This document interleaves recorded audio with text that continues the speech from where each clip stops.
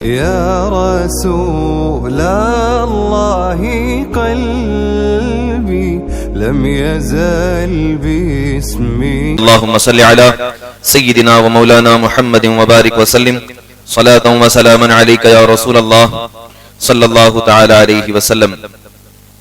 عزیزان مکرم، اللہ تبارک و تعالی نے اس دنیا میں جتنی بھی مخلوقات کو پیدا فرمایا ہے ان سب کے لیے روزی کا انتظام کہیں نہ کہیں سے کیا ہے، خواہ وہ انسان ہو کہ پھر جانور ہوں، اور جانوروں میں چاہے وہ سمندر کے جانور ہوں یا ہوا میں اڑنے والے پرندے ہوں یا پھر جنگل میں رہنے والے چوپائے ہوں یا زمین پر رینگنے والے کیڑے مکوڑے ہوں، ان تمام مخلوقات کی روزی کا انتظام اللہ تعالیٰ نے خود فرمایا ہے، اور ان سب کو اللہ رب العزت روزی دیتا بھی ہے اور انہیں زندگی بھی دیتا ہے۔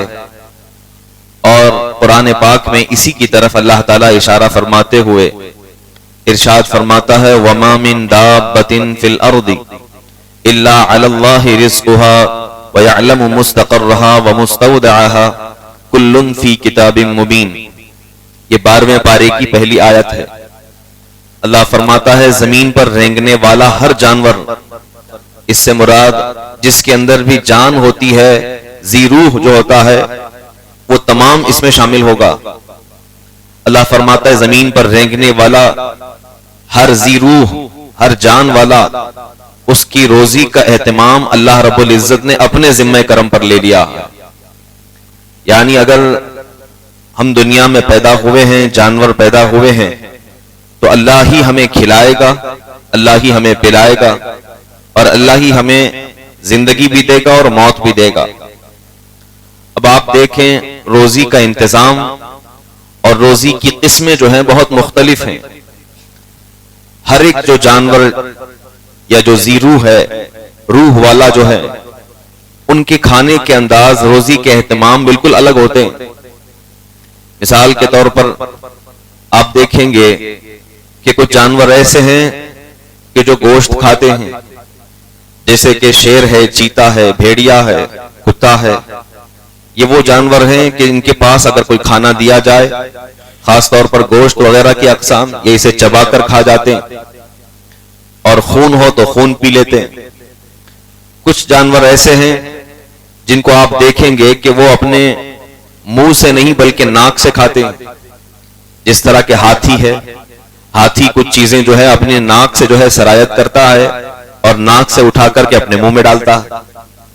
اسی طور پر مچھر اور مکھی کو آپ دیکھیں گے کہ وہ اپنے منہ کا استعمال نہیں کرتے بلکہ اپنے ناک کا استعمال کرتے ہوئے روزی کو تلاش کرتے ہیں اور کھاتے ہیں۔ یہ ایک عجب انتظام ہے اللہ کا، ایک عجب نظام ہے۔ اور آپ نے پرندوں کو بھی دیکھا ہوگا کہ جب ان کو کھانا کھانے کی باری آتی ہے وہ اپنے چونچ سے کھاتے ہیں، پانی پینا ہوتا ہے چونچ سے پیتے ہیں۔ پھر آپ نے دیکھا ہوگا سمندر کی مچھلیوں کو، ان کی روزی کا انتظام بھی بالکل مختلف ہے۔ ہزاروں لاکھوں لیٹر پانی موجود ہوتا ہے، اس کے اندر مچھلیاں موجود ہوتی ہیں، اور وہ مچھلیوں کا انتظام اللہ تعالیٰ کہیں نہ کہیں سے فرما رہا ہے۔ اسی طور پر کیڑے مکوڑے جو زمین پر رینگتے ہیں، اور لاکھوں کی تعداد میں مختلف قسم کے کیڑے ہیں، شاید آج تک کوئی کاؤنٹ بھی نہیں کر پایا ہے کہ کتنے طرح کے کیڑے مکوڑے ہوتے ہیں۔ ابھی تک ہم پرندوں کی تعداد کے بارے میں ہی اور ان کی اقسام کے بارے میں ہی حیران ہیں۔ اللہ رب العزت نے اتنے قسم کے پرندے پیدا فرمائے ہیں کہ آج تک ہم ان کی نسلوں کا تعین نہیں کر پائے ہیں کہ دنیا میں کتنے ٹائپ کے پرندے پائے جاتے ہیں۔ میسور میرا جانا ہوا تھا، بات یاد آ گئی، حضرت ٹیپو سلطان رحمۃ اللہ علیہ کے باغیچے میں۔ وہاں پر سال میں ایک مرتبہ لوگوں کو دکھانے کے لیے بلایا جاتا ہے، جہاں پر پوری دنیا سے پرندے وہاں آتے ہیں اور کچھ دیر ٹھہرتے ہیں پھر چلے جاتے ہیں۔ جب ہم وہاں داخل ہوئے تھے تو لوگوں نے بتایا تھا، گائیڈ نے بتایا تھا کہ ابھی آپ جن پرندوں کو دیکھ رہے ہیں یہ صرف آپ ہی دیکھ رہے ہیں اور آپ کے ساتھی دیکھ رہے ہیں۔ دوبارہ آپ چاہیں گے کہ یہی پرندے آپ کو نظر آ جائیں، یہ ناممکن ہے، کیونکہ ایک پرندہ جو یہاں پر اس وقت نظر آ رہا ہوتا ہے اب پتہ نہیں دوبارہ وہ یہاں واپس لوٹ کر آئے گا کہ نہیں آئے گا. ایسے ایسے پرندے جو امریکہ میں پائے جاتے ہیں وہ وہاں موجود ہیں, اڑ کر آتے ہیں پھر چلے جاتے ہیں. اس وقت اس نے بتایا کہ تقریباً اس باغیچے کے اندر 1.5 لاکھ ٹائپ کے پرندے موجود ہیں, آ کر کے وہاں سے جا چکے ہیں, اور ان کی شکلیں الگ ہیں, ان کا انداز الگ ہے, ان کے بیٹھنے کا انداز الگ ہے, اور طرح طرح کے پرندے ہیں. میں دیکھ کر حیران رہ گیا کہ اللہ رب العزت کی قدرت کاملہ کیسی ہے کہ جو صرف کن کہہ دینے پر اتنے ہزاروں لاکھوں کی تعداد میں اللہ تعالیٰ نے چڑیا اور پرندوں کو پیدا فرما دیا. ہم اس کی قدرت کا اندازہ نہیں کر سکتے. اس کی قدرت کے بارے میں ہم سوچنے لگیں تو ہماری سوچ ختم ہو جائے گی. اللہ تعالیٰ فرماتا ہے یہ تو پرندے ہیں, ہر ذی روح کو ہم روزی پہنچاتے ہیں اور رزق پہنچاتے ہیں. اسی طریقے سے انسان ہے, انسان کا بھی اپنا الگ انتظام ہے. جب وہ ماں کے پیٹ میں ہوتا ہے اور اس طرح ہوتا ہے کہ وہاں پر ماں باپ کا ہاتھ نہیں پہنچ پاتا, اللہ تبارک و تعالی روزی کے لیے ماں کے ناف کے ذریعے سے اس تک روزی پہنچاتا. آپ دیکھے ہوں گے جب بچہ پیدا ہوتا ہے اس کی ناف سے ماں کی ناف تک ایک پائپ جڑی ہوتی ہے جس کو کاٹ دیا جاتا ہے.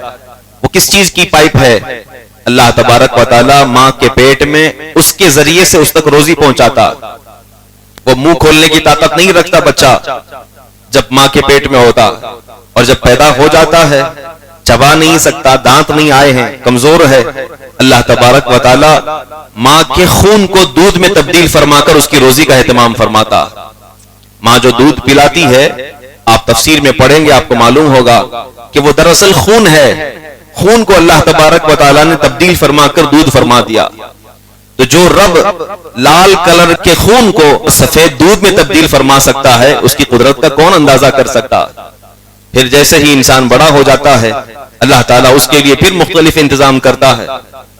اور سب سے بڑی بات جو علماء کرام نے بتایا ہے کہ جب حضرت آدم علیہ السلام اس سرزمین پر تشریف لائے اور انسانوں کی نسل شروع ہوئی اور آگے بڑھنے لگی, تو سب سے بڑی بات یہ تھی کہ ہم روزی کس طرح سے حاصل کریں گے اور کیا کھائیں گے, کس طور پر زندگی گزاریں گے.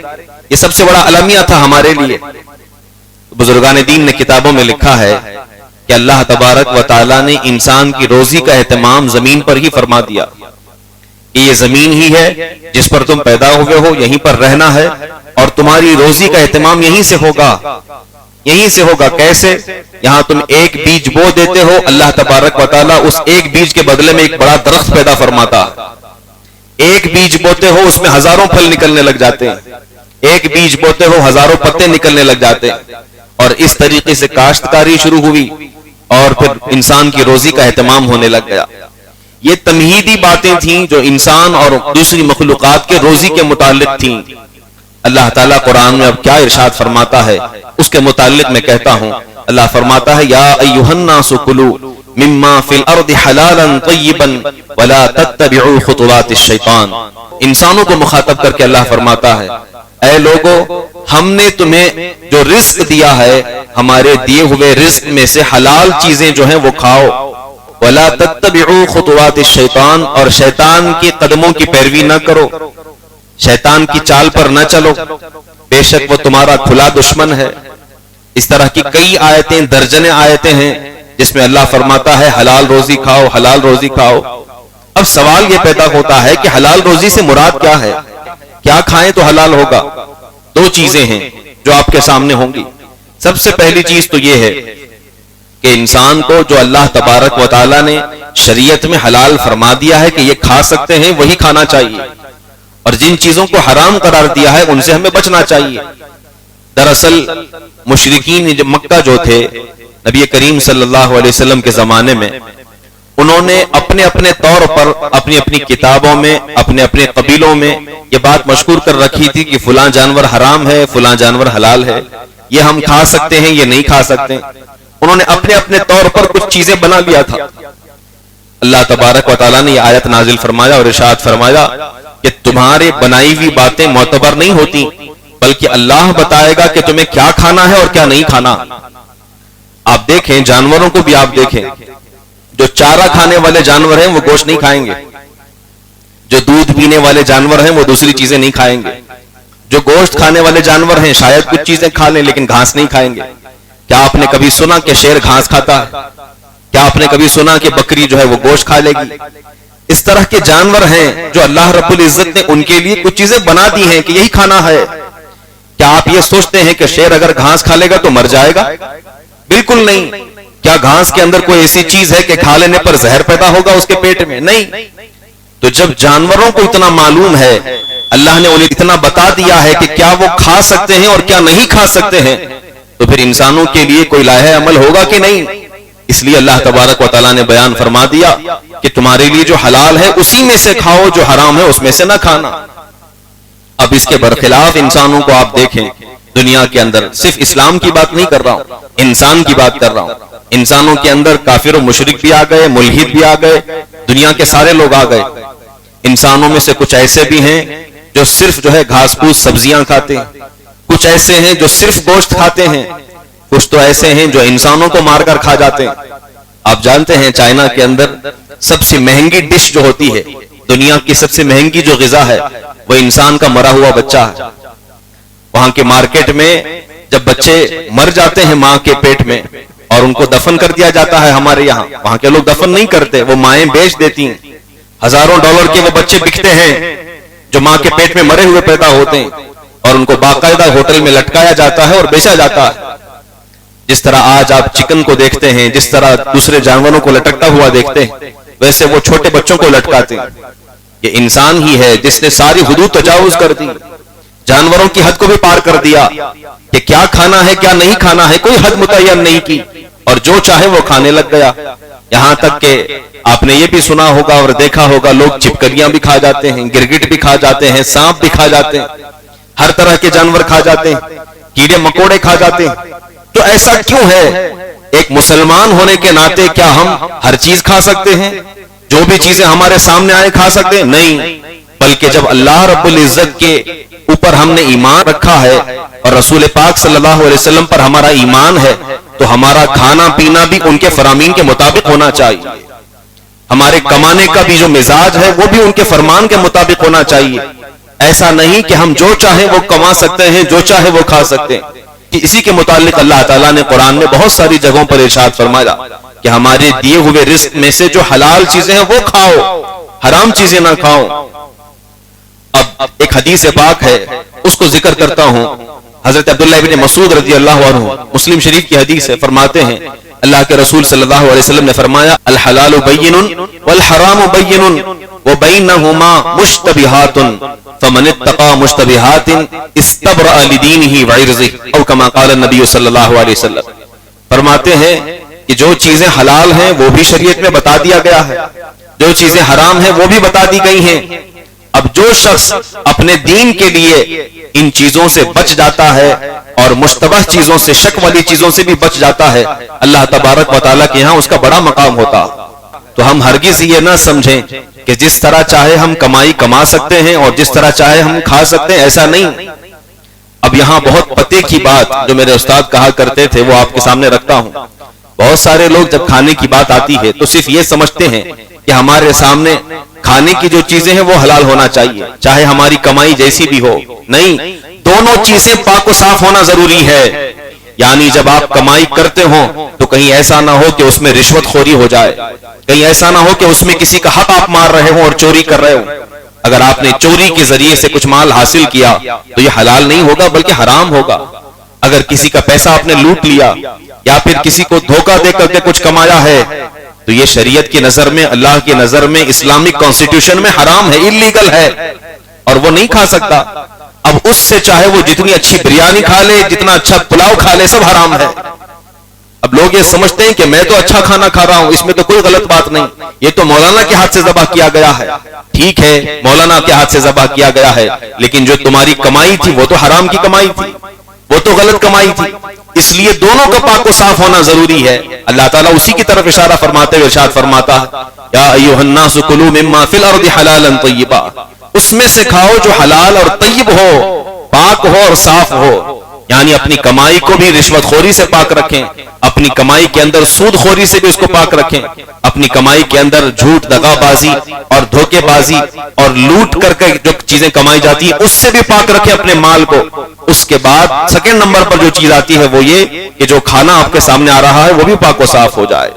اور بہت سارے تو ایسے ہیں کہ جو اپنے اچھی کمائی تو کرتے ہیں، بہت سارا رزق کو حاصل کرتے ہیں، لیکن جب روزی سامنے آ جاتی ہے جو چاہے کھا لیں، جس طرح کا چاہے کھا لیں، چاہے اس کے اندر کوئی چیز ملی ہو کہ نہ ملی ہو، کوئی ہمیں اندازہ نہیں ہوتا۔ دونوں چیزوں کی طرف نظر کرنا ہے۔ آپ جانتے ہیں ایک حرام لقمہ اگر ہمارے پیٹ میں جاتا ہے، جب تک اس کا اثر ہمارے بدن میں ہوتا ہے ہماری کوئی نماز اللہ کی بارگاہ میں قبول نہیں ہوتی، بلکہ بزرگان دین تو فرماتے ہیں 40 دن تک کی نمازیں اس شخص سے منہ پر مار دی جاتی ہیں۔ اللہ اکبر، ایک لقمہ کھانے کی بات میں بتا رہا ہوں۔ اسی طریقے سے کچھ حدیث پاک ہیں جن کو آپ سنیں گے تو بڑا تعجب ہوگا۔ اللہ اکبر، وہ اس طرح کی چیزیں ہیں۔ ایک حدیث میں فرمایا گیا، میں مفہوم ذکر کر رہا ہوں، مسلم شریف کی حدیث ہے، اللہ کے رسول صلی اللہ علیہ وسلم فرماتے ہیں جس نے حرام کمائی کی اور اگر وہ خیال کر کے وہ صدقہ بھی کر دیتا ہے، اس کے پاس حرام کمائی ہے اور وہ سوچتا ہے کہ میں صدقہ کر دوں، خیرات کر دوں، تو اس کے صدقہ کرنے پر اللہ تبارک و تعالیٰ کی بارگاہ میں وہ صدقہ قبول نہیں ہوتا، وہ صدقہ قبول نہیں ہوتا ہے چاہے جتنا بانٹتے ہوئے پھرو۔ دوسری چیز اللہ کے رسول صلی اللہ علیہ وسلم فرماتے ہیں اور اگر وہ خرچ کرتا ہے کہ میں یہاں خرچ کروں گا، اولاد پر خرچ کروں گا، دین کی راہ میں خرچ کروں گا تو برکت ہوگی، اللہ کے رسول فرماتے ہیں اس میں برکت بھی نہیں ہوگی، کیونکہ اس کے اندر حرام کمائی جو ہے شامل ہے۔ تیسری چیز اللہ کے رسول فرماتے ہیں اور اگر وہ چھوڑ کر کے مر جاتا ہے، وراثت میں چھوڑ کر چلا جاتا ہے، یعنی وہ ورثہ بن جاتا ہے، فرماتے ہیں کہ وہ مال اس کے جہنم میں جانے کا سبب بن جاتا۔ یہ معاملہ بہت نازک ہے۔ بزرگان دین فرماتے ہیں جب بندہ مومن ہو جاتا ہے، اللہ اس کے رسول پر ایمان لاتا ہے، اس کے بعد سب سے پہلا فریضہ اس پر یہ بنتا ہے کہ وہ اپنی کمائی کے متعلق سوچے۔ اور اللہ تعالیٰ نے قرآن میں درجنوں مقامات پر یہ ارشاد فرمایا ہے کہ روزی تلاش کرو، حلال روزی کی طرف آگے بڑھو۔ سورہ جمعہ کے اندر تو صاف طور پر اللہ فرماتا ہے فَابْتَغُوا مِن فَضْلِ اللَّهِ فَإِذَا قُضِيَتِ الصَّلَاةُ فَانتَشِرُوا فِي الْأَرْضِ، جب نماز جمعہ ختم ہو جائے تو پھر زمین پر پھیل جاؤ اور روزی تلاش کرو اللہ تعالیٰ کی۔ اللہ کی روزی تلاش کرنا اور حلال کمائی کمانا یہ اللہ کی بارگاہ میں بہت بڑا ثواب کا باعث ہے۔ بلکہ فرمایا گیا کہ جب کوئی بندہ محنت کرتا ہے، باہر نکلتا ہے اور رزق حلال کی تلاش میں پریشانیاں مولتا ہے، اب چاہے وہ چھوٹے لیول پر مزدوری کی ہو یا بڑے لیول پر ہو، کوئی بھی بزنس، سارے بزنس حلال ہیں اکثر، اگر وہ کرتا چلا جائے اور کوششیں کرتا رہے اور اللہ کی بارگاہ میں دعا کرتا رہے کہ اے اللہ میں حلال کمائی کے لیے محنت کر رہا ہوں اور میرے بچوں کا پیٹ بھرنے کے لیے محنت کر رہا ہوں، اس کی اس کمائی میں برکت بھی ہوتی ہے اور اس کے کمانے کو اللہ تبارک و تعالیٰ ثواب میں تبدیل فرماتا، اسے ثواب بھی ملتا ہے اس پر کہ اگر وہ روزی کی تلاش میں نکلتا ہے اور حلال طریقے پر آگے بڑھتا ہے۔ اس لیے ہم کہاں انویسٹ کر رہے ہیں، کہاں پیسہ لگا رہے ہیں اور کیا کر رہے ہیں، اس کے متعلق ہمیں غور کرنا چاہیے۔ میں نے دیکھا ہے آج ہمارے ملک کے اندر اکثر نوجوانوں کے اندر یہ بات پھیلی ہوئی ہے کہ جوے میں پیسہ لگاتے ہیں بہت جلدی پیسہ آ جائے گا۔ بہت سارے ایسے اپلیکیشن بھی آ گئے ہیں، میں بارہا ذکر کرتا ہوں کہ کرکٹ کی ٹیم ہے اس پر یہ لگا دو پیسہ آ جائے گا، کچھ گیم کھیل لو اس پر پیسہ آ جائے گا، اور سمجھتے ہیں کہ میں اس سے تو کار خرید لیا، اس سے تو مجھے یہ مل گیا، اس سے آئی فون مل گیا۔ یہ ساری چیزیں جہنم میں لے جانے کا باعث ہیں۔ اگر اس کا ایک لقمہ بھی ہم نے کھا لیا 40 دن کی نمازیں قبول نہیں ہوگی، اور 40 دن کے اندر کتنے جمعہ آ گئے؟ 3 جمعہ آ گئے اور تینوں جمعہ آپ کے برباد ہو گئے، اور جس کے 3 جمعہ برباد ہو جاتے ہیں وہ کفر کے قریب ہو جاتا ہے۔ اب آپ سوچیں کہ لوگ کہتے ہیں کہ ہماری دعائیں اللہ کی بارگاہ میں قبول کیوں نہیں ہو رہی؟ کیونکہ ہم جانے انجانے میں اس طرح کی چیزیں کھا رہے ہیں۔ اچھا آپ نہیں کھا رہے ہیں، آپ کی زندگی تو بالکل سیدھی ہے، لیکن آپ کے دوست کھا رہے ہیں، آپ ان کے ساتھ چائے پینے کے لیے باہر جاتے ہیں، آپ ان کے ساتھ ہوٹل پر چلے جاتے ہیں اور ان کی چیزوں کو لے کر کھا لیتے ہیں، جس کی وجہ سے ان کی روزی آپ کے پیٹ میں چلے جاتی ہے، جس کا اثر آپ کے بدن پر بھی آ جاتا ہے۔ اور یہ رزق کا معاملہ، روزی کا معاملہ بڑا خطرناک ہے۔ لوگ ہم سے پوچھتے ہیں کہ آپ فلاں کی دعوت میں کیوں نہیں گئے، ان کی دعوت میں کیوں نہیں گئے؟ ہم کسی پر الزام نہیں لگاتے کہ کسی کا کھانا غلط ہے یا اس کی کمائی ٹھیک نہیں ہے، وہ تو اللہ بہتر جانتا ہے کہ کس کی کمائی ٹھیک ہے، کس کی کمائی ٹھیک نہیں ہے، وہ تو اللہ بہتر جانتا ہے۔ لیکن مسلمان ہونے کی حیثیت سے احتیاط کرنا ہر ایک کا فرض ہے۔ یہ نہیں کہ آپ کو 1000 جگہ سے دعوتیں آ رہی، 1000 جگہ جاتے رہے ہو، ہر جگہ آپ کھا کر کے آ رہے ہو، اور صرف معاملہ ہم تک نہیں ہوتا۔ ہماری نمازیں اگر اکارت کر دی جائیں تو اس کا سوال ہم سے ہوگا، لیکن ہمارے پیچھے جتنے پڑھ رہے ہیں ان کا سوال بھی ہم سے ہوگا، تو اللہ کی بارگاہ میں کیا جواب دیا جائے گا؟ اس لیے مفتی اعظم ہند علیہ رحمت و رضوان کی بات مجھے یاد آتی ہے. اعلیٰ حضرت کے بیٹے, وہ کبھی زندگی میں امامت نہیں فرمائے ہیں, اپنی زندگی کے اندر انہوں نے امامت نہیں کی ہے. ان سے لوگوں نے پوچھا تھا کہ آپ نماز کیوں نہیں پڑھاتے ہیں؟ آپ فرمایا کرتے مجھے میری نماز کا معلوم نہیں, اگر میں امام بن جاؤں میرے پیچھے کتنے لوگ پڑھ رہے ہیں, ان کا سوال اگر اللہ کرے گا تو میں کیسے جواب دوں گا. اللہ اکبر. جن کو شبیہ غوث اعظم کہا جاتا ہے وہ اپنے لیے اتنا اہتمام کیا کرتے تھے. اس لیے آپ بھی اپنے اپنے متعلق اس کی فکر کیا کریں کہ جو چاہے وہ کھا لیں. یہ جانوروں کی عادت ہے, اور بلکہ جانوروں سے بدتر ہیں وہ لوگ. جانور بھی جانتے ہیں کہ ہمیں چارہ کھانا ہے کہ گوشت کھانا ہے. یہ تو انسان ہے کہ انسان کا مرا ہوا بچہ بھی کھا جاتا ہے, چھپکلیاں بھی کھا جاتا ہے, پتہ نہیں کیسی کیسی چیزیں کھا جاتا ہے. اس لیے اپنے کھانے کے متعلق فکر کریں. اور جانتے ہیں آپ بزرگان دین کس قدر اس کے متعلق فکر کرتے تھے. اللہ اکبر. حضرت ابو بکر صدیق رضی اللہ عنہ, ایک دن آپ کا غلام آیا آپ کی بارگاہ میں, آ کر کے اس نے دودھ پیش کیا ایک پیالے کے اندر, اور آپ کی عادت تھی کہ جب بھی کوئی تحفہ دیتا تھا, کوئی چیز دیتا تھا, تو آپ پوچھ لیا کرتے تھے.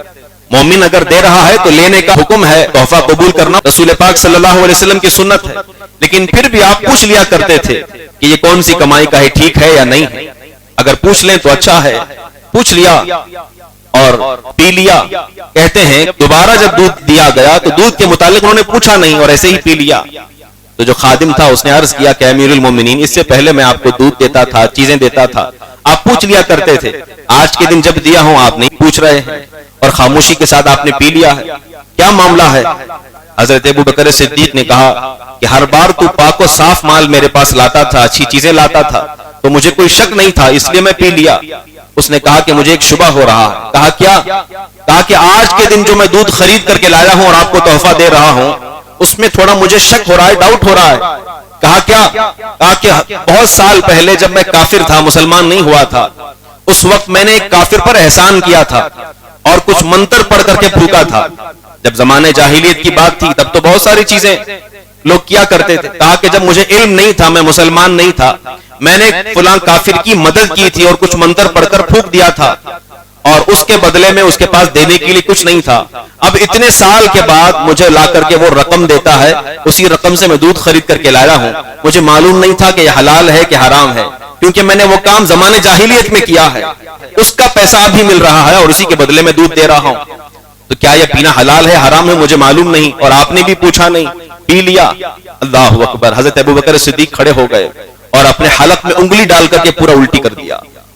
حدیث پاک میں لکھا اپنے حلق میں انگلی ڈال کر کے الٹی کر دیا, اور اس کے بعد روتے ہوئے اللہ کی بارگاہ میں دعا کرتے ہیں, اے اللہ میرے بس میں جتنا تھا میں نے باہر نکال دیا ہے, باقی اگر میرے رگوں کے اندر وہ سرایت کر گیا ہے تو معاف فرمانے والا ہے, تو رحم فرمانے والا ہے. یہ ہوتی ہے رزق کی اہمیت اور حلال روزی کی اہمیت ایک مسلمان کی زندگی کے اندر, کہ وہ سوچے اور غور کرے کہ کیا چیزیں وہ کھا رہا ہے اور کیا چیزیں اسے نہیں کھانا چاہیے. اب تو ایسا ہے کہ ہمارے حرم کے قریب بھی, ہمارے مساجد کے قریب بھی اسرائیلی پروڈکٹ تو ایسے ہی بک رہے ہیں, اور صبح شام لوگ جو ہے ان کے برگرز بھی کھاتے ہیں, ان کے پیزا بھی کھاتے ہیں, اور نماز بھی پڑھنے کے لیے جاتے ہیں. کیسی وہ دعائیں قبول ہوں گی اللہ کی بارگاہ میں, کیسے تمہارے عمرے قبول ہوں گے. کتنے ایسے لوگ ہیں وہاں جانے کے بعد وہاں کے ہوٹلز اور وہاں کی چیزیں جا کر کے کھا لیتے ہیں اور سوچتے ہیں کہ ہمارے عمرے قبول ہو رہے ہیں. آپ جانتے ہیں اکثر ممالک کے اندر آج بھی جو فروزن گوشت ملا کرتا ہے وہ برازیل سے کٹ کر کے آیا ہوگا. وہ حلال طریقے پر ذبح نہیں ہوتا, بلکہ لاکھوں ہزاروں مرغیاں ایک ساتھ مشین میں رکھ دی جاتی ہیں, ایک بندہ بسم اللہ کہہ کر دبا دیتا ہے اور وہ ان کی گردنیں کٹ جاتی ہیں. اور مفتیان کرام کا فتویٰ ہے پوری دنیا کے اندر کہ اس طرح مشین کا کٹا ہوا ذبیحہ جائز نہیں ہے, حلال نہیں. اور عمرہ کے بھی لوگ جاتے ہیں اور وہاں کا چکن کھاتے ہیں, وہاں کا مٹن کھاتے ہیں اور سوچتے ہیں کہ سب چیزیں حلال ہیں. اس لیے جب جائیں, چاہے وہاں ہو چاہے یہاں ہو, آپ دنیا کے جس خطے میں بھی رہیں, آپ اتنا تو معلوم کر سکتے ہیں کہ اس کا ذبیحہ صحیح ہے کہ نہیں ہے, معلوم کر لیں. اور اگر چیز پتہ چل جائے تو اس سے بچ جائے. کیا دنیا کے اندر صرف حرام ہی کمائی ہے, حرام ہی چیزیں ہیں؟ اللہ تبارک و تعالیٰ اگر کوئی تلاش میں نکلتا ہے اس کے لیے اہتمام بھی فرماتا. اب آخری چیز ذکر کر کے اپنی بات میں مکمل کروں. ایک اور بزرگ ہیں ان کے متعلق ذکر کروں. فرمایا محدث ہیں اپنے وقت بغداد کے, بڑے مشہور ہیں. ایک وقت مجلس میں بیٹھے ہوئے تھے اور حدیث کا درس دے رہے تھے. حدیث کا درس دے رہے تھے, ایک گیند جو ہے, بال جو ہوتا ہے, اچھل کر کے آیا اور مجلس میں گر گیا. ایک چھوٹا سا بچہ آیا اور تمام محدثین جو بیٹھے ہوئے ہیں, کتابوں کو لے کر کے بیٹھے ہوئے, حدیث کا سبق حاصل کر رہے ہیں, ان کی گردنوں کو پھلانتا ہوا, لاٹ مارتا ہوا اندر آیا اور گیند لے کر کے چلا گیا. لوگوں نے کہا کس کا بیٹا ہے، کس کا بیٹا ہے کہ اتنا بے ادب ہے، اسے معلوم نہیں کہ اتنے بڑے محدث سامنے بیٹھے اور دوسرے لوگ حدیث کا علم حاصل کر رہے ہیں، اتنا بے ادب اور گستاخ ہے۔ وہ جو استاد تھے، محدث تھے، ان کی نگاہیں نیچی ہو گئی، انہوں نے کہا یہ میرا بیٹا ہے۔ انہوں نے پوچھا کہ آخر کیا وجہ ہے کہ اس کے اندر بے ادبی، آپ کو اتنے بڑے محدث ہیں، اتنے بڑے عالم ہیں، ایسا کیوں؟ انہوں نے جواب دیا کہ ایک رات مجھے بہت زیادہ بھوک لگی ہوئی تھی اور میں کچھ کھایا نہیں تھا، کافی بھوکا تھا، تو مجھے ایک کافر نے یا مشرک نے پڑوس میں جو رہتا تھا اس نے تحفے کے طور پر ایک انار یا کوئی چیز دیا تھا جو شاید حرام کمائی کا تھا، اور میں نے اس کو پتا کیا بنا اس کو کھا لیا تھا، اور اسی رات کو اپنی بیوی سے ہم بستری کیا تھا، جس سے میری بیوی کو حمل ٹھہرا، اس کے بعد یہ بچہ پیدا ہوا اور بچے کے اندر یہ چیز آئی ہوئی۔ اللہ اکبر۔ اگر ہم کوئی چیز کھاتے ہیں اس کا اثر ہمارے اولاد تک پہنچتا ہے، وہ تو بڑے محدث تھے۔ اس لیے جب کوئی چیز کھائیں اور حلال روزی کی طرف جب ہم آگے بڑھیں تو ان کے مطابق غور کر لیا کریں اور معلوم کر لیا کریں کہ کیا چیزیں ہمیں کھانی ہیں اور کن چیزوں سے ہمیں بچنا ہے۔ اور خاص طور پر میں کہوں گا نوجوانوں سے کہ جہاں چاہیں جس طرف چاہیں آپ جا کر کے نہیں کھا سکتے، بلکہ جو بھی ہم رزق کھا رہے ہیں اس کا سارا حساب و کتاب اللہ کی بارگاہ میں دینا ہوگا۔ حدیث پاک میں ملتا ہے جو کھانا مہمان کے ساتھ کھایا جاتا ہے اس کے سوا ہمارے زندگی کی ہر ہر روٹی کا ہمیں حساب دینا ہوگا، ہر ہر روٹی کا ہمیں حساب دینا ہوگا، ہر ہر دانے کا اللہ کی بارگاہ میں حساب دینا ہوگا۔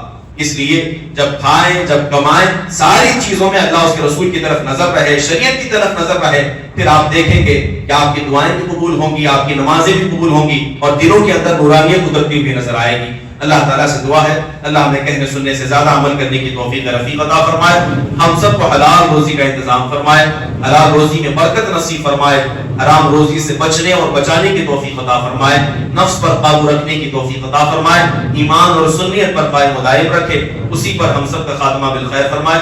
وآخر دعوانا الحمدللہ رب العالمین۔ السلام علیکم ورحمۃ اللہ وبرکاتہ۔